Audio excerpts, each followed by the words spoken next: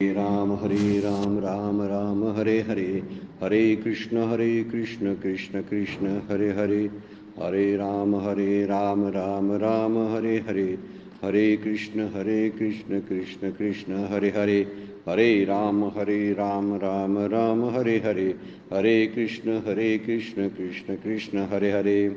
ब्रह्मानन्दं परमसुखदं केवलं ज्ञानमूर्तिं द्वन्द्वातीतं गगनसदृशं तत्त्वमस्यादिलक्ष्यम् एकं नित्यं विमलम् अचलं सर्वधी साक्षिभूतं भावातीतं त्रिगुणरहितं सद्गुरुं तं नमामि। नमामि सद्गुरो शान्तं सच्चिदानन्दविग्रहं पूर्णब्रह्मपरानन्दईशम् आनन्दीवल्लभं सद्गुरु सच्चिदानन्दं केवलं करुणाकरं ज्ञानयोगेश्वरं वन्दे ज्ञानदेवा पुनः पुनः। ओम नमो ज्ञानेश्वरा करुणाकरा दयाळा, तुमचा अनुग्रह लाधलो पावन झालो चराचरी। मी कलाकुसरी काहीच नेने बोलतो वचने अतिभाविका, एका जनार्दनी तुमचा दास त्याची आस पुरवावी। सर्व संतांना वंदन, सद्गुरूंना वंदन, ज्ञानेश्वरांना ज्ञानेश्वरीला वंदन करून तुम्हालाही वंदन करून आजच्या चिंतनाला प्रारंभ। कालच्या चिंतनामध्ये आपण 62 नंबरपर्यंतच्या ओवीचा विचार केलेला होता। माऊली बोलतात, ते बुद्धी धुरे करुनी कर्म करती चित्त देऊनी परिते नैष्कर्म्यापासूनी मुक्त दिसती। जे बुद्धीची या ठाऊनी देही तया अहंकाराची सेची नाही, म्हणून कर्म करती पाही चोकाळले। असं शुद्ध कर्म त्यांच्याकडून घडत असतं। त्यांनी बुद्धीपासून देहापर्यंत त्यांना मीपणाची आठवण नसते, म्हणून ते कर्म करीत असताना सुद्धा शुद्ध झालेले असतात। अशुद्ध होण्याचं कारण कोणतं सांगितलंय? मी आणि माझीची आठवण, हे चित्त अशुद्ध होण्याची कारणं आहेत। फार खोलात जायची काही गरज नाही। किती पाप केले म्हणजे, किती पुण्य केले म्हणजे शुद्ध होणार चित्त, किती पाप केलं म्हणजे चित्त अशुद्ध होणार आहे, इतक्या खोलात जायची गरज नाही। माऊली छोटं अगदी थोडक्यात सांगतात, मी आणि माझे विकार जर असेल तर चित्त अशुद्ध आहे असं समजायचं। आणि म्हणूनच आम्हाला रोज अनुभव येतो की आपण आपलं चित्त अशुद्ध आहे। आणि इथं तरी म्हणतात त्यांचं चित्त शुद्ध म्हणजे कसं झालेलं आहे? ते कर्म करीत असतानाही ते शुद्ध झालेले असतात। कारण मीपणाची सेची, अहमपणाची सेची नाही म्हणतात, अहंकाराची सेची नाही, म्हणूनही कर्म करिता पाही चोखाळले। म्हणून ते कर्म करीत असताना सुद्धा शुद्ध असतात। कर्म काय याच्याशी काही मतलब नाही। संतांचे अनेक व्यवसाय होते वेगवेगळे प्रत्येकाचे, म्हणून त्यांच्या त्या व्यवसायामुळं त्यांचं कर्तृत्व अशुद्ध झालं नाही, किंवा जी कर्म ती व्यवहाराची करत होते ते त्यांना येऊन चिकटली नाहीत। त्याचं कारण आहे ते अहंकाराला मध्ये आणायचे नाहीत, कर्तृत्व भोक्तृत्वाला मध्ये आणायचे नाहीत। त्यामुळे त्यांची अहमवृत्ती आणि उपभोग वृत्ती, ज्याला 2 शब्द आपण वापरतो, म्हणजे कर्तृत्वाची भ्रांती आणि भोक्तृत्वाची भ्रांती, हे दोन्ही नव्हते, मध्ये ते येतात। आणि म्हणूनच आपलं कर्म अशुद्ध होतं। अशुद्ध कर्म होतं या शब्दाचा अर्थ कर्म अशुद्ध नाही, तर पाठीमागचा हेतूच अशुद्ध असतो। आणि हेतू अशुद्ध असल्यामुळं त्या कर्माचे लागण जे आहे ते आपल्याला संसर्ग, काय इन्फेक्शन होते म्हणतोय आपण त्याला, त्या इन्फेक्शनमुळंच आपल्याला पुढचा जन्म घ्यावा लागतो, असं शास्त्राने वर्णन करून टाकलेलं आहे। त्यामुळं कर्तेपणा जो आहे तो कर्तेपणा जाणं हेच त्यातलं कर्मातलं मुख्य तत्व आहे। 63 नंबरच्या ओळीमध्ये तेच सांगतात बघा, आगा कर्तेन विन कर्म तेची ते निष्कर्म, हे जाणता सुवर्म गुरुगम्य जे। आता माऊलीने स्वतःचा अनुभव सांगितलेला आहे। ते बोलतात काय बघा, अरे कर्तेपणाच्या अभिमाना वाचून जे कर्म केले जातं तेच खरे निष्कर्म होय। म्हणजे निष्कर्माची व्याख्या करताना तिथं कर्तेपणा येता कामा नये। मी करतोय असा भाव, अहमभाव किंवा मला भोगायचं आहे आणि या कर्मातून हे फळ प्राप्त होणार आहे, अशी आठवण ज्या ठिकाणी असते तिथं कर्तेपणा शिल्लक असतो। आणि माऊली तर नैष्कर्म्याची व्याख्या करताना म्हणतात, ती कर्तेपण विन, जिथं कर्तेपण संपलेलं असतं तेची ते निष्कर्म, हे निष्कर्म प्राप्त होतं। हे काय कळेल? हे जाणता सुवर्म, हे ज्यांना गुरुपासून ज्ञान झाले आहे ते ज्ञानी हे निष्काम कर्माचे रहस्य जाणतात. हे जे वर्म आहे सुवर्म, हे जाणती सुवर्म. हे वर्म जे आहे हे वर्म कुणाला कळेल? जे गुरुगम्य आहेत, म्हणजे हे ज्ञानी काय झालेले असतात? ज्यांना गुरुपासून ज्ञान झालेले आहे. म्हणजे गुरूंच्या शब्दापासून किंवा गुरूंच्या आज्ञेत राहून ज्यांनी ज्ञान प्राप्त केलेलं आहे त्यांनाच हे सुवर्म जे आहे ते कळेल. कुठलं सुवर्म आहे? नैष्कर्म सिद्धी कशी असते याचं वर्म जे आहे ते कसे असते तर कर्तेपण विन. जे करता पण तिथं गेलेलं असतं, कर्तेन विन कर्म. जे कर्तेपणा सोडून जे कर्म केलं जातं तेच कर्म जे आहे तेच नैष्कर्म्य स्थितीला घेऊन जातं. अन्यथा इतरांना ते का कळणार नाही? तर गुरुभक्तीचा त्यांनी आधार घेतलेला नसतो. हे सुवर्म, हे जे वर्म जर कळायचं असेल शब्दाच्या भाषेत ते कळू शकतं की असं असं असतं, याला नैष्कर्म्य स्थिती म्हणतात, हे शब्दाच्या भाषेत समजू शकतं. पण त्यातलं वर्म जे आहे बऱ्याच ठिकाणी गाथेमध्ये किंवा ज्ञानेश्वरीमध्ये किंवा नाथ भागवतामध्ये दासबोधामध्ये वर्म हा शब्द आलेला आहे बघा. आणि वर्म म्हणजे त्यातला मुख्य भाग आहे. तो भाग ज्याला समजला त्यालाच ते कळतं, अन्यथा कळत नाही. म्हणून जे गुरुगम्य आहेत हे गुरुगम्य ज्ञान आहे. गुरुगम्य म्हणजे काय? अगम्य मुळात आहे पण गुरूंच्या मुळं गम्य होऊ शकतं असं ते ज्ञान आहे. त्याची प्राप्ती काय आहे? अवघड आहे. पण अवघड असलेलं ज्ञानसुद्धा प्राप्त व्हायला कारण गुरुभक्ती आहे किंवा गुरूंची कृपा आहे. ज्यांना गुरूंची कृपा झालेली आहे त्यांनाच हे वर्म सापडेल, अन्यथा सापडणार नाही. ही माऊलींचा स्वतःचा अनुभव दुसऱ्या 2 तुकड्यामध्ये ते सांगतात. आणि पहिल्यांदा म्हणतात अगा कर्तेन विन कर्म तेची निष्कर्म, हा सिद्धांत सांगितलेला आहे. पण हा सिद्धांत रुजायचा जर असेल तर ते वर्म हे जाणती सुवर्म.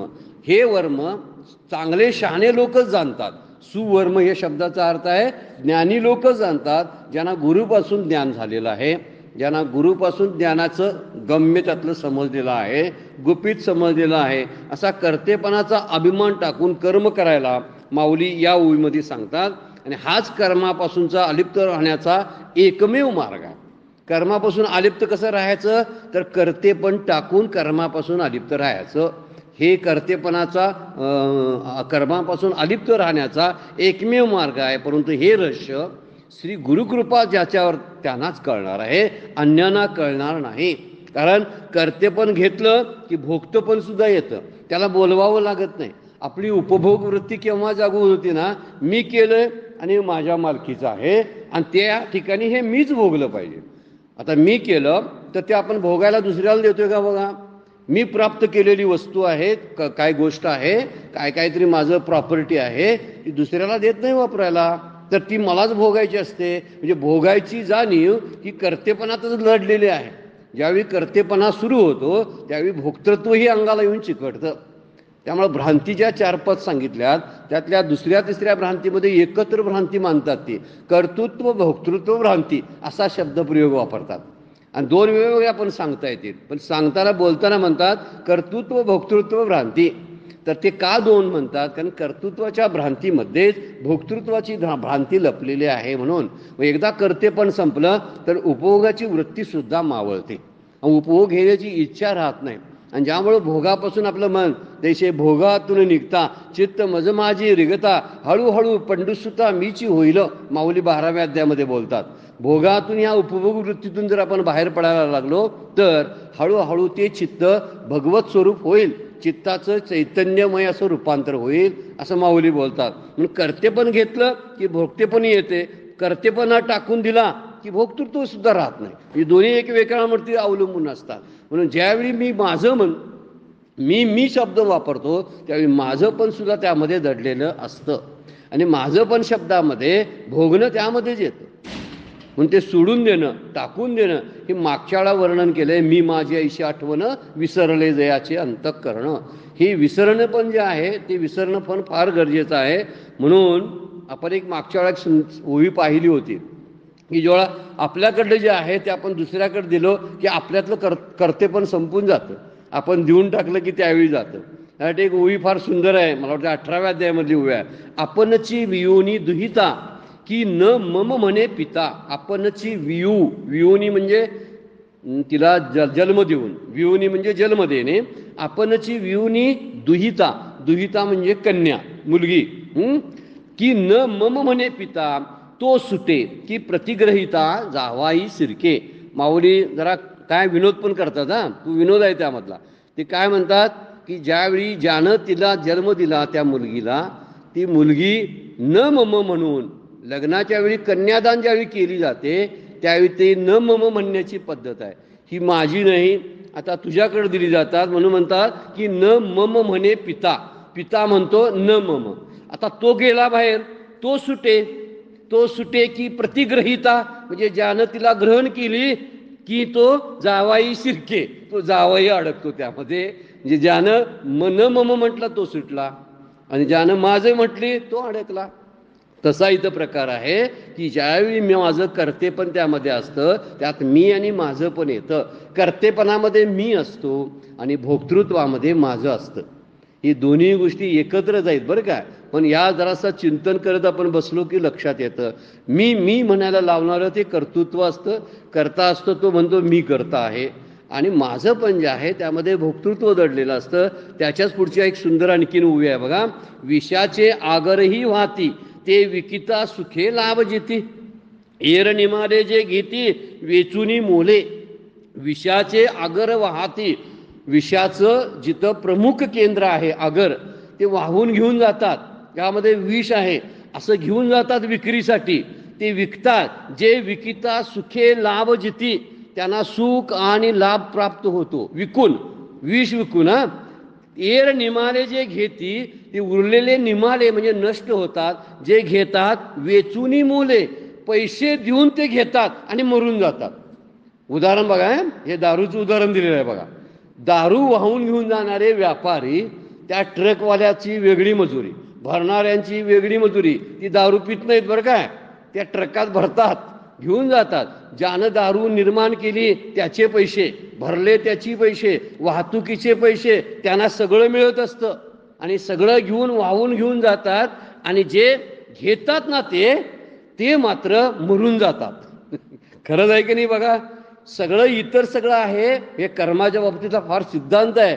माझं म्हटलं की या ठिकाणी ते आलं की जे विकत दुःख आपण घेतो माझं म्हणून, माझं म्हटलं ना तर त्याच्या पाठीमाग दुःख चिकटून येत असतं. ह्या दोन ओव्या न म्हणजे अहम ममता जी आहे, मी आणि माझं जे आहे त्या संदर्भातले आहेत.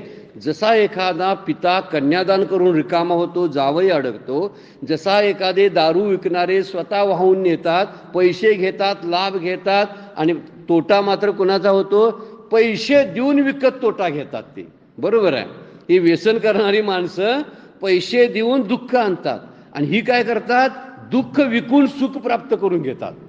ही फार गंमतशीर गोष्ट आहे, आपण ही वापरायला हरकत नाही. माऊलींचं चिंतन त्यामध्ये आहे. पण हे कुणाला समजेल म्हणतात, जे सुवर्म आहेत की ज्यांना गुरुगम्य आहेत त्यांनाच हे समजेल. हे वर्म जे आहे ते गुरुगम्य आहे, त्यांना जाण झालेले आहे. श्री गुरुकृपा ज्यांच्यावरती आहे त्यांनाच कळेल. त्यामुळे गुरुकृपा ही एक खून फार महत्त्वाची आहे असं माऊली बोलतात. म्हणून इथं कर्ते पण घालवणं म्हणजे भोक्तृत्व पण जातं. हा ओवीचा मुख्य भावार्थ आहे. 64 नंबरची ओव्या. आता शांत रसाचे भरते, ह्या श्लोकाचा शेवट करताना माऊलीसुद्धा अलंकारिक भाषेमध्ये कसं वर्णन करतात. माऊली नुसते संत नाहीत बरं काय, तर फार उच्च दर्जाचे कवी आहेत. हे आपण कधी कधी विसरून जातो.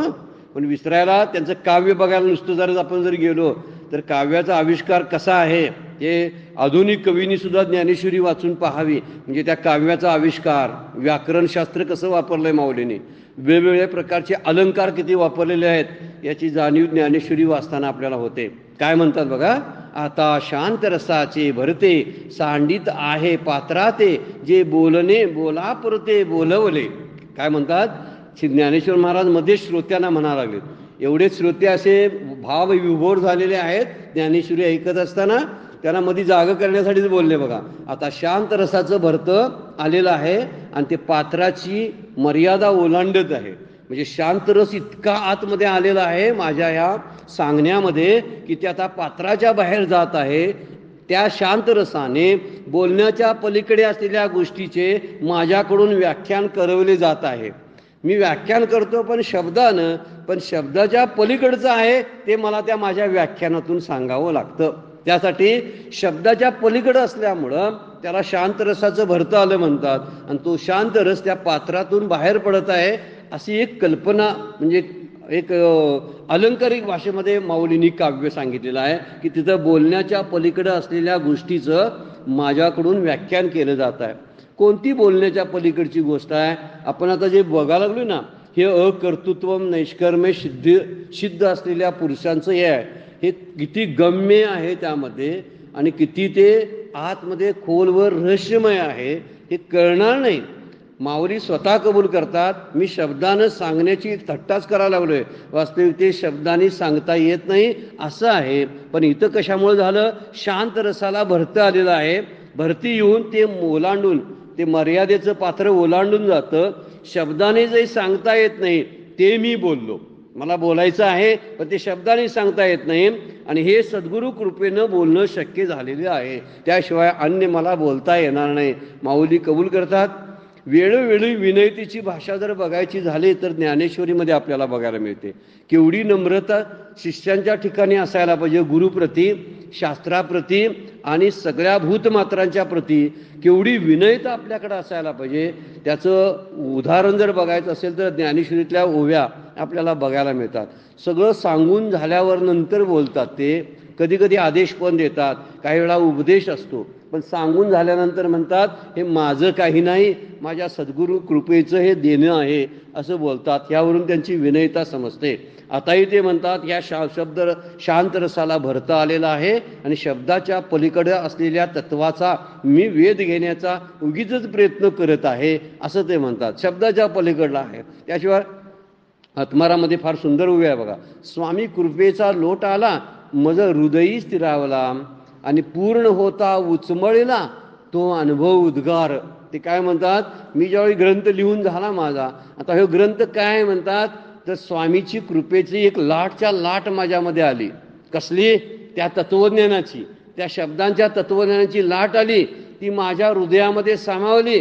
हृदय भरलं आणि हृदयाचं भांडं भरून बाहेर पडलं, तो हा ग्रंथ आहे. काय बोलतात बघा. आणि बोलणं न समजण्यासारखं आहे. याला गुरुभक्तीच शिकवू शकते, अन्य नाही बरं काय. हजार शास्त्रांचा अभ्यास करून सुद्धा हे गम्य करणार नाही किंवा त्या ओव्या सुद्धा समजणार नाहीत. या ओव्या समजायला स्वामी कृपेचा आपल्यावरती लोट यावा लागतो. स्वामी कृपेचा लोट आला मज हृदयी स्थिरावला, पूर्ण होता उचमळलेला तो हा अनुभव उद्गार म्हणतात. माझा हा ग्रंथ आत्माराम नावाचा ग्रंथ जो आहे तो माझ्या स्वामीच्या कृपेची लाट आहे. ती लाट मी तरी भरून गेलोच आणि भरून गेल्यानंतर बाहेर उचमळून आलो. आता बरेच जण ते भरायच्या अगोदरच भांडं उचमळायला चालू करतात, म्हणजे टाकायला बाहेर टाकायला चालू करतात. ते भांडं अगोदर भरायला पाहिजे, आपोआप भरलेलं असतं त्याच वेळी सांडतं. ते सांडल्यानंतर त्याला सांड म्हणावं लागत नाही, आपोआप ते बाहेर पडत असतं. पण मुद्दा म्हणून बाहेर पाडायचं झालं तर त्यामध्ये कुठंतरी कमतरता राहत असते. म्हणून इथं विचार फार सुंदर सांगितलेला आहे की शब्दाच्या पलीकडे असलेलं तत्वज्ञान मी सांगत आहे. वास्तविक शब्दानं पकडता येत नाही. माऊली बोलतात, इत इंद्रियांचा पांगू जया फिटला आहे चांगू तयाचीच आती लागू परिसावया. परिसावया म्हणजे ऐकायला बघा, विचार करतात. इंद्रियांचा पांगू म्हणजे या अध्यात्म विषयामध्ये इंद्रियासंबंधीची पराधीनता चांगल्या रीतीने गेली आहे. पराधीनपणा ज्याचा गेलेला आहे त्यालाच ऐकण्याविषयी अधिकार या स्वरूपाने संबंध आहे. काय बोलतात बघा, अधिकार कुणाला हे कळेल कुणाला? ज्यांचं इंद्रियातला कायपणा पराधीनपणा गेलेला आहे, जे इंद्रियावरती अवलंबून नाहीत, जे इंद्रियाने सगळं काय प्राप्त करण्याचा प्रयत्न करतात त्यांना हे कळणार नाही. किंवा जे इंद्रियांच्या लेवलवरतीच आहेत, अजून इंद्रियांशी संबंधित त्यांचं सगळं व्यवहार चालू आहेत, त्यांना हे कळणार नाही. म्हणजे याचा अर्थ काय? इंद्रिय म्हणजे ज्ञानेंद्रिय आणि अंतःकरण जी इंद्रिय आहेत, या इंद्रियांच्या पलीकडे ते गेले पाहिजेत. कर्मेंद्रिय, ज्ञानेंद्रिय, अंतःकरण याच्या पलीकडे जे जातील ना त्यांनाच ते कळेल. म्हणजे काय करायला पाहिजे? इंद्रिय शरीर आणि मन बुद्धी चित्त अहंकाराच्या पलीकडे गेल्यानंतर, मन बुद्धीच्या पलीकडे गेल्यानंतरच त्याला तो कळणार आहे.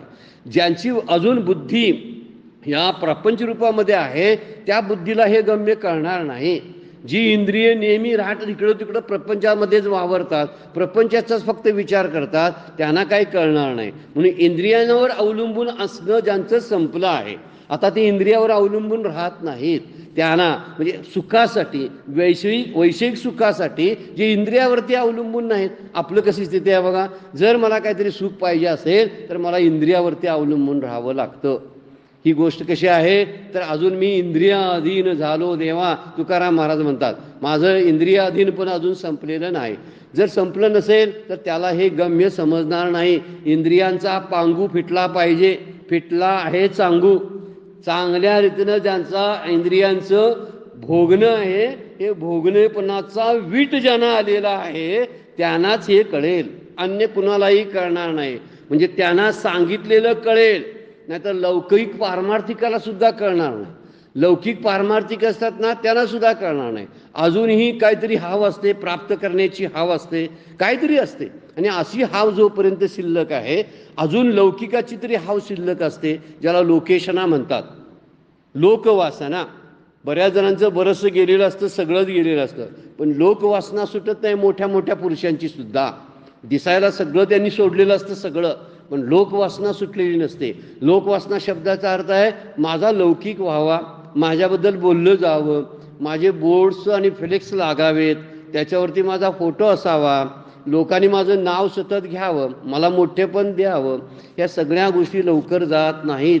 कीर्तीची हाव त्याला म्हणतात. अशी कीर्तीची हाव सुटली असेल ना तर हे गुरूंचं गुपित कळेल, अन्यथा कळणार नाही. इंद्रियांचं इंद्रिय पण त्यात मिरवणं, वावरणं, भोगणं हे जोपर्यंत संपत नाही तोपर्यंत हे आत्मज्ञानाचं जे आतलं रहस्य आहे ते कळणार नाही, असं माऊली म्हणतात. त्याचा इंद्रियपणाचा पांगू चांगल्या रीतीनं फिटला पाहिजे, असं माऊलीला म्हणायचं आहे. तैसाची अति लागू परिसावया. आणि हे ऐकण्यासाठी इंद्रिय बाजूला ठेवूनच असायला पाहिजे. म्हणजे त्याची जर आत्मसुखाची गोडी प्राप्त करायची असेल तर बाह्य गोष्टीमुळं जी बहिर्मुखता आहे ती बहिर्मुखता संपली पाहिजे आणि आपण अंतर्मुख झालं पाहिजे. जोपर्यंत आपण अंतर्मुख होत नाही ना तोपर्यंत आपल्याला ह्यातलं मर्म समजणार नाही.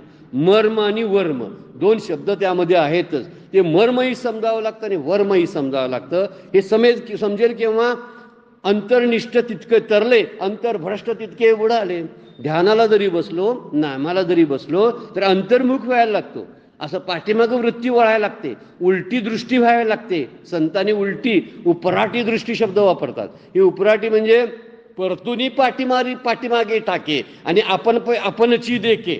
आपण आपणालाच बघतो. आपण म्हणजे मी माझ्याकडेच पाहतो, माझ्या स्वरूपाकडे पाहणं सुरू होतं. कधी परतोनी पाठीमागे टाके. कुणापासून परतायला पाहिजे? प्रपंचावर खिळलेली नजर वळवून आतल्या प्रपंच नसलेल्या ठिकाणी जिथं आत्मसुख आहे तिकडं वळवायला पाहिजे. त्यालाच ते कळेल. हे गुरुगम्य जे आहे किंवा गुरूंचं तत्वज्ञान किंवा आत्मसुखाची गोडी जी आहे ती कुणाला कळेल? ज्यांची बहिर्मुखता संपलेली आहे आणि आत्मसुखाची गोडी लागलेली आहे त्यांना. आत्मसुखाची गोडी लागायला पाहिजे. आपल्याला आता प्रपंचाची गोडी आहे, विषयांची गोडी आहे. ती गोडी उपराठी दृष्टी केल्यामुळं काय होईल? इकडली दृष्टी इकडं वळवायची आहे. परमार्थ करणं म्हणजे काय वेगळी गोष्ट काय करायची नाही, दृष्टीतला बदल आहे फक्त. जी प्रापंचिक दृष्टी असते ती पारमार्थिक करायची आहे. देहबुद्धी ती आत्मबुद्धी करावी असं समर्थ म्हणतात. त्याचा अर्थ तोच आहे. जे माणसांच्याकडे बघतो ते देवाकडे बघायचं आहे, जगाकडे बघतो ते जगदीश्वराकडे बघायचं आहे. ही उपराठी दृष्टी त्यांना प्राप्त व्हायला पाहिजे. म्हणजे बहिर्मुखता संपली पाहिजे. आपली इंद्रिय सगळी बाहेर असतात, त्यामुळे बाहेरलं सगळं बघत असतात आणि बाहेरलं सगळं प्रापंचिक आहे, जे विषयापासून निर्मित झालेलं सगळं आहे. आणि विषयापासून जे जे म्हणून निर्मित आहे ते आगमापाय नित्याम तान तितिक्षस्व भारत मात्रा स्पर्शास्तु कौंतेय असे आहेत. ते फक्त इंद्रिय आणि विषय यांच्या संयोगानं उत्पन्न होणारं ते सुख आहे. पण इथं म्हणतात इंद्रियांचं आणि विषयाची फारकत होईल त्याच वेळी सुखाची कल्पना येईल. काय अवघड सगळं आहे की नाही बघा. मला जर सुख भोगायचं असेल काय तर खाऊसं वाटलं तर जीभ लागते, नाहीतर काय कळेल हो. नुसता हात बुडवून आमटीमध्ये काय करणार आहे सांगा, किंवा बासुंदीमध्ये मी हात बुडवलं, डोकं बुडवलं, पाय घातला, काही कळत नाही. मग मला जर ते सुख भोगायचं असेल तर मला जीभच वापरावी लागते. किती मी परावलंबी आहे बघा. कुठल्या सुखासाठी? विषय सुखासाठी. इथं विषय सुखाचं बोलणंच नाही. माऊली म्हणतात विषय सुखाला बाजूला, विषय सुखांना बाजूला ठेवून, इंद्रियांकडून मिळणाऱ्या सुखांना बाजूला ठेवून आतमध्ये वळण्याचं ज्याला कळलेलं आहे त्यालाच हे सुख भोगता येईल, अन्यथा भोगता येणार नाही. म्हणजे बहिर्मुखता सोडावी लागेल. आत्ता मी बहिर्मुख आहे. माणसं काय बोलतात ऐकत बसूया. तिकडं काय चाललंय, इकडं काय चाललंय, तिथं मला ते समजायला पाहिजे, इकडं समजायला पाहिजे. कुठलं? बाहेरचं. आतलं काही नाही. आत वळवतच नाही आपण स्वतःला. कधीतरी शांत बसून स्वतःला आतमध्ये वळवलं पाहिजे. म्हणजे बाहेरील दृष्टी जी आहे ना ती आत वळवता आली पाहिजे आणि ती शांतपणे घेता आली पाहिजे. जर अशी वळवता आली ना त्याला कळेल. म्हणून इंद्रियांच्या ताब्यात जी माणसं आहेत त्यांना ते श्रवणाचे अधिकारी नाहीत असं माऊलींना सरळ जाहीर करायचा. श्रवण कुणाला जमतं? जे इंद्रियांना, इंद्रिय काय म्हणतात, काय आपण परवा मूवी घेतली होती कालच्या चिंतनामध्ये, इंद्रियाशी चोरुनी जेवी तयासीच फावे, किंवा इंद्रिय देऊनी कवाड हृदय भोगी. इंद्रिय बंद कर बाबा. आणि मी तर म्हणतो इंद्रियच पाहिजे. अहो सुख कसं होईल मला? मी पाहिलं नाही तर सौंदर्य कसं दिसेल? कानानं ऐकलं नाही तर म्युझिक, चांगलं संगीत कसं ऐकायला मिळेल? माझं सगळं हेच असतं. माझी स्तुती ऐकायला मला कान नकोत का असं त्याला वाटतं. हे सगळ्या गोष्टी आहेत त्या मी माझ्या इंद्रियावरती अवलंबून ठेवलात. पण हे सुख जे आहे ते इंद्रिय नसतील तरच होतात. पण आमची कल्पना आहे इंद्रियाशिवाय सुखच भोगता येत नाही. ज्याने अशी कल्पना केलेली आहे की इंद्रियाशिवाय सुखच भोगता येत नाही त्यांना हे गुपित कळणारच नाही. किती अवघड अट्ट गाठलेली आहे बघा शास्त्रानं आपल्याला. ज्ञानेश्वर माऊली म्हणतात तुम्हाला कळायचं असेल तर इंद्रिय वापरू नका. हीच मुळातली अडचण आहे. आमचं ज्ञानाचा प्रतिबंध कोणता असेल? जगाबद्दलचं ज्ञान हेच आत्मज्ञानाचा प्रतिबंध आहे ना. ते ज्ञानच आहे ना. जगाबद्दलचं ज्ञान मी प्राप्त करतो हे ज्ञानच आहे ना. त्या आत्मज्ञानाचं प्रतिबंध करतोय. मात्र मी म्हणतोय त्या ज्ञानाचा उपयोग इकडं होईल काही संबंध नाही. ते ज्ञान वेगळं, ती फॅकल्टीज वेगळी ज्ञानाची, त्याचा काही संबंधच नाही. पोट भरण्याची विद्या. समर्थ त्याला एवढा छोटासा शब्द वापरतात आणि किती अपमान केलाय बघा जगाच्या ज्ञानाचा. जे ज्ञान आहे ना कुठलं आपण प्रापंचिक ज्ञान, या प्रापंचिक ज्ञानाचा, जगात प्रापंचिक ज्ञानाचा समर्थाने अपमान केलाय. काय म्हणतात? पोट भरण्याची विद्या. आता पोट भरायला पण बऱ्याचशा लोकांना पोट भरणं हेच मोठं वाटायला लागले. आता काय विती वडे पोट काय तयाचा बोभाट, तुकाराम महाराज म्हणतात. एवढंसं पोट आणि सगळी म्हणतात अहो काय चाललंय पोटासाठी, हे काय चाललंय पोटासाठी. अरे पोटासाठी म्हणजे काय काय चाललंय? पोट भरायला 2 घास ढकलायला लागतात आत. झालेत ना. बरं माझ्या भोवती असणारे ज्यांच्याकडे प्रॉपर्टी नाही, ज्यांच्याकडे वाणी नाही, ज्यांच्याकडे ज्ञान नाही, असे कुत्री मांजरं सुद्धा पोट भरायला लागलेत.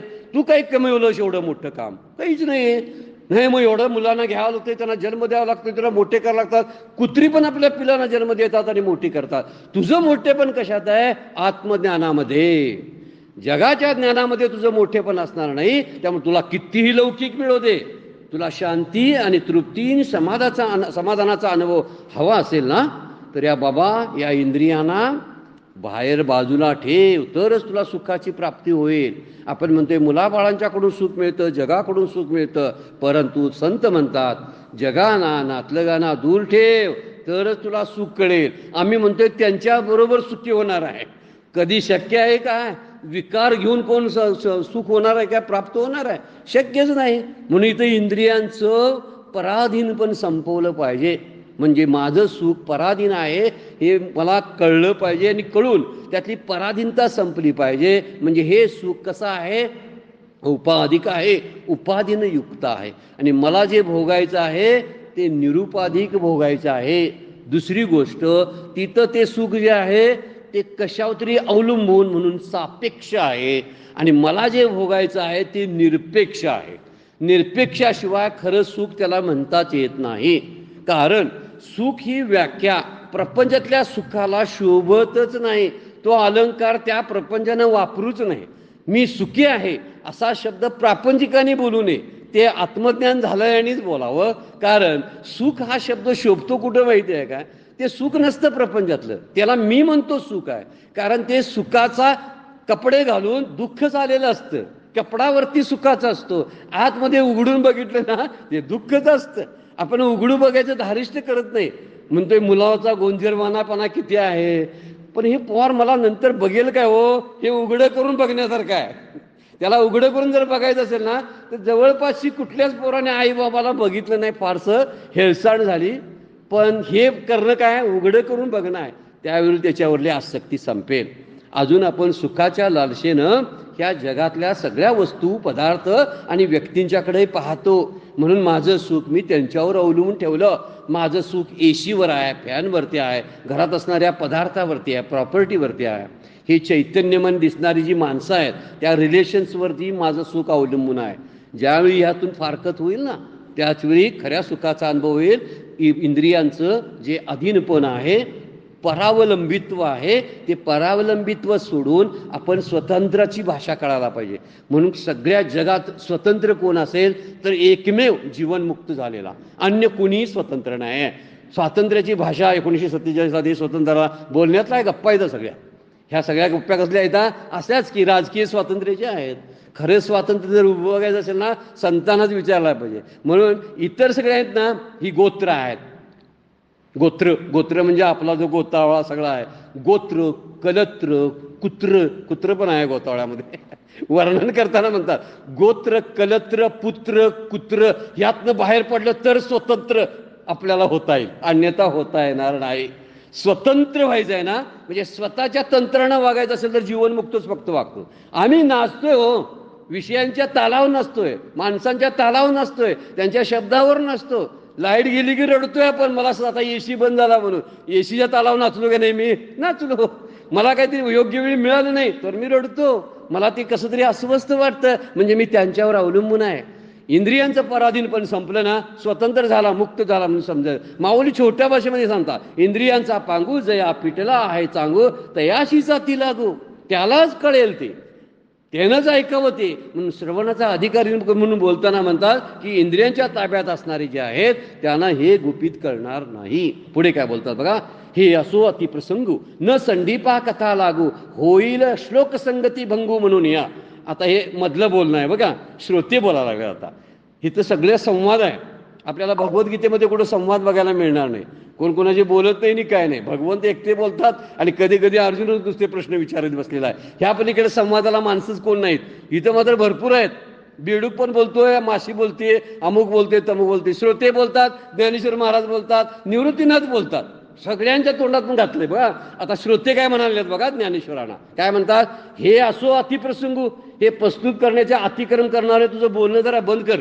केवढं पाल्लाळ लावलंस आणि सांगायला लागलास मगापासून. मुख्य गोष्ट काय ती सांग. न संडीपा कथा लागू, जी कथा तू सांगायला नास ना, अर्जुनाला मोह प्राप्त झालाय, विषाद झालाय, त्याला सांगण्यासाठी भगवंत काहीतरी तत्वज्ञान सांगायला लागलेले आहेत. आपण सुद्धा किती विसरून जातोय बघा. हा अर्जुनाचा आणि देवाचा संवाद आहे. आपण ज्ञानेश्वरी वाचताना सुद्धा विसरून जातोय बघा. केवढं आपल्याला रमवून ठेवतात बघा ते. ह्यामुळे श्लोक संगतीचा भंग होईल. मध्येच तू सांगतोस ना, ह्यामुळे श्लोक संगती निघून जाईल. म्हणून प्रकरणातील श्लोक संगती सोडू नकोस. कधी कधी श्रोतेही म्हणतात ना, एखादा वक्ता, प्रवचनकार किंवा कीर्तनकार असला, घेतोय अभंग एक आणि सांगतोय भलतच. शेवटपर्यंत न्यायला जाणं अभंग कुठला आणि मूवी कुठली घेतली होती हेच कळत नाही. आमच्यासारखा एखादा प्रवचनकार असतो, ते सांगत बसतो आणि कुठलं तरी पाल्लाळ सांगत बसायचं. आणि मूवी कुठली घेतली ते मधलाच उठून म्हणतोय, महाराज ती मूवी घेतली त्याच्यावर काहीतरी सांगा.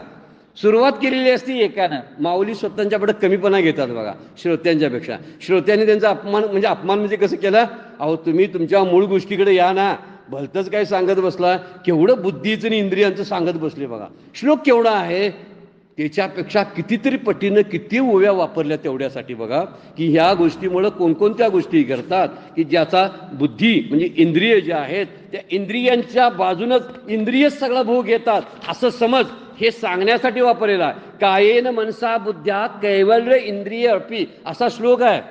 सगळं कायेचं, शरीराचं, मनाचं आणि बुद्धीच्या द्वारे ही इंद्रिय भोग घेतात. योगिना कर्म कुर्वंती संगम त्यक्त्वा आत्मशुद्धये, ज्यांचं चित्त शुद्ध झालेलं आहे ते या सगळ्यांचा संग टाकतात, म्हणजे बुद्धीचा, मनाचा, शरीराचा आणि इंद्रियांचा, आणि फक्त ते आत्मसुख भोगतात. असं वर्णन करण्यासाठी माऊलींनी इतक्या ओव्या वापरलेल्या आहेत. आणि आपल्याला त्या श्लोकातच नुसतं रमवलेलं नाही बरं का, बाहेरचं तत्वज्ञान सांगितलेलं आहे. इंद्रियांचं अधीन पण त्यामध्ये सांगितलेलं आहे. जे इंद्रियाला काय होतात त्यांचं स्वामित्व स्वीकारतात, इंद्रियच मालक बनतात, त्यावेळी हा गुलाम बनतो. अशी गुलामी काढून टाकली पाहिजे आणि पारतंत्र्यातून आपण बाहेर यायला पाहिजे. आणि पारतंत्र्यातून म्हणजे कुठल्या प्रपंचाचं पारतंत्र्य, नात्याचं पारतंत्र्य जे आहे त्या पारतंत्र्यातून, विचारांचं पारतंत्र्य आहे त्यातून बाहेर पडलं पाहिजे. शरीराचं पारतंत्र्य आहे, हे आहे म्हणून मी आहे ही भावना नाही, तो आतला आहे म्हणून हे शरीर आहे असा उलटा विचार केला पाहिजे. पण आपण म्हणतोय हे आहे म्हणून आतला आहे. आतलं काय नाही, आतला तो आहे, त्याने हे कवच धारण केले काही काळापुरतं. वास्तविक आपल्याला समजत नाही आणि म्हणून आपण बोलतो. म्हणून श्रोते बोलायला लागले काय, तू संदर्भ सोडून आता बोलू नकोस. जे मना आकळिता कुवाडे घागुशिता बुद्धीशी नातुडे ते दैवाचिनी सुरवाडे सांगवेल तुझं. जे मनाला आकलन करण्यास कठीण आहे, जे बुद्धीला चर्चा करण्यास सापडत नाही, घागुशिता म्हणजे घासाघीस करणे, बुद्धीनं चिकित्सा केली तरी सापडत नाही. आणि मनाला आकळिता कुवाडे, कुवाडे म्हणजे कठीण असतं. मनाला कळण्यास आकळिता, कळण्यास कुवाडे कठीण, मना आकळिता कुवाडे घागुशिता बुद्धीशी नातुडे. नातुडे म्हणजे आतुडेच्या विरुद्धार्थी. नातुडे म्हणजे कळत नाही, समजत नाही, सापडत नाही. घागुशिता म्हणजे बुद्धीला चर्चा करण्यास सापडत नाही. ते दैवाचिनी सुरवाडे, ते तुला भाग्याच्या अनुकूलतेमुळे सांगवले जात आहे. तू भाग्यवान आहेस. श्रोते बोलावले ना ज्ञानदेवाना, तू भाग्यवान आहेस आणि भाग्यवान आहेस म्हणून तुला सांगता येते ते. नाहीतर मनालाही कळत नाही, बुद्धीलाही कळत नाही. बुद्धीने कितीही घासाघीस करू दे त्याला समजत नाही. बरेचसे बुद्धिमान माणसं असतात बघा, मोठमोठ्या क्षेत्रामध्ये असतात बघा, अगदी मोठमोठ्या उच्च पदवीच्या म्हणजे क्लास 1 अधिकाऱ्यांच्या परीक्षा पास झालेल्या असतात म्हणून त्यांना परमार्थ कळतोय असं काय म्हणता येत नाही. कळेल हा भाग वेगळा, पण कळतोच असं मात्र म्हणता येत नाही. याचा अर्थ बुद्धीनं परमार्थ कळतो असं नाही. बुद्धी परमार्थ कळायसाठी, देव कळायसाठी प्रेम असायला पाहिजे, भाव असायला पाहिजे. त्याशिवाय ते भावबळे आकळे एरवी ना कळे. माऊली सरळ हरिपाठामध्ये म्हणतात, भावबळे आकळे एरवी ना कळे. भावीविना भक्ती, भक्तीविना मुक्ती, बळेविना शक्ती बोलू नये माऊली हरिपाठामध्ये बोलतात. उगाच भावेविना कसला गंमत करण्यात काय अर्थ आहे. म्हणून म्हणतात मनाला आणि बुद्धीला प्राप्त होणारे असं जे तत्व जे आहे ते तत्व दैव अनुकूल असेल तरच कळेल. म्हणजे इथं काय विचाराने केलाय बघा, पूर्व पुण्याई जर असेल तरच हे तत्व कळेल. बहुत सुकृताची जोडी म्हणून विठ्ठल आवडी. जन्मोजन्मी आम्ही बहुपुण्य केले तेव्हा या विठ्ठलने कृपा केली. नामदेव महाराज म्हणतात, कधी आमच्यावर कृपा केली? जन्मोजन्मी आम्ही बहुपुण्य केलेले आहेत. मी खूप जन्मात अगोदर पुण्य केली, त्या पुण्याचा संशय म्हणून ती पुण्य अंकुरित रूपात आली, म्हणून मला देव कळायला लागला.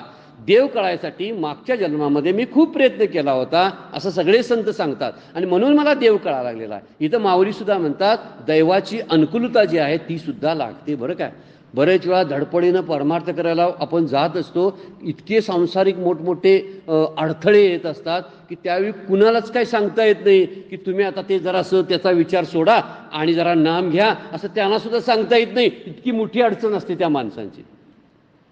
खरी गंमत आहे बरं काय. म्हणून दैव अनुकूल झालं ना, समजायचं भगवंताची कृपा आपल्यावरती आहे.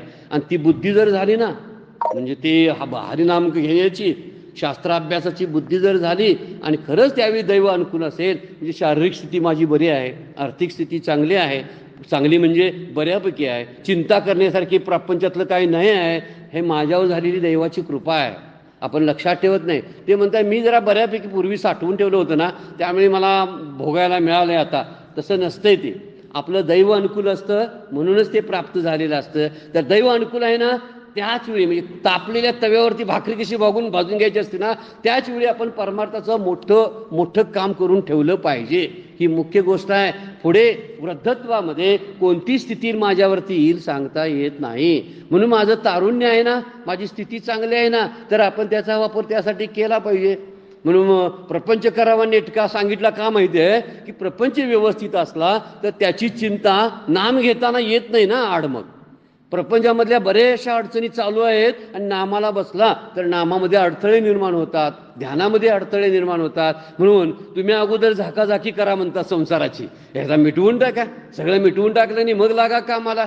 तिकडं कुकर लावलेला आहे, गॅसवरती कुकर ठेवलेला आहे आणि कुकरच्या शिट्ट्या पण लागणार आहेत. माहीत आहे आता 5-7 मिनिटांमध्ये शिट्ट्या झाल्या की कुकर बंद करायचा, तर त्याचा विचार करायचाच नाही.